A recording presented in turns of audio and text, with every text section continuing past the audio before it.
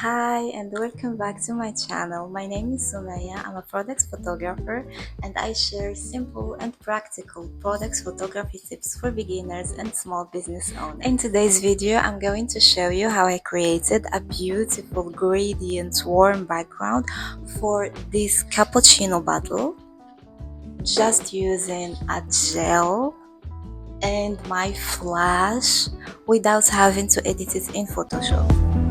Here is the final result. You can see how that soft warm gradient complements the caramel cappuccino vibe perfectly.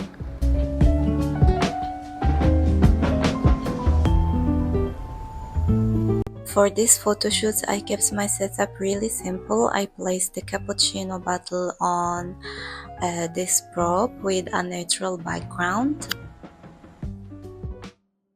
I positioned my camera lower than the products and very close to it to create that wide angle shot. And then for my lighting, I'm using a continuous diffused light. It's this softbox and as a key light, and I'm using a white board to reflect back the lights coming from the softbox to light up this area, this side of my products.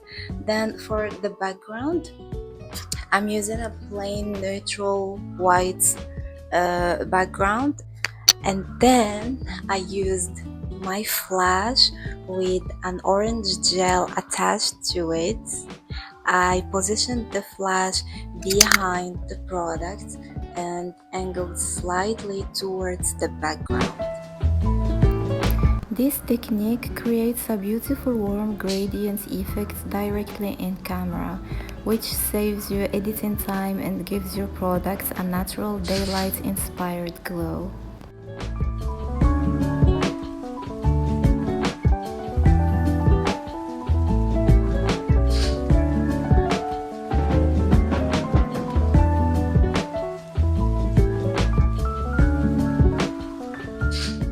Using gels on your flash changes the color of your lights.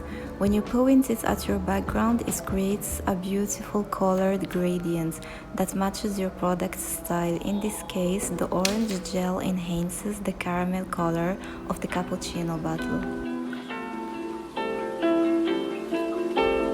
Here is a quick before and after. Without the gel, the background looks plain white, and with the orange gel, you get that rich warm gradient effect instantly. That's it for today's quick tip. Next time you want to create beautiful backgrounds, try using colored gels on your flash instead of editing it later in Photoshop. It saves time and gives you natural lighting effects. If you enjoyed this video, don't forget to like and subscribe, and let me know in the comments what other lighting tricks you want to learn, and I'll see you in the next one.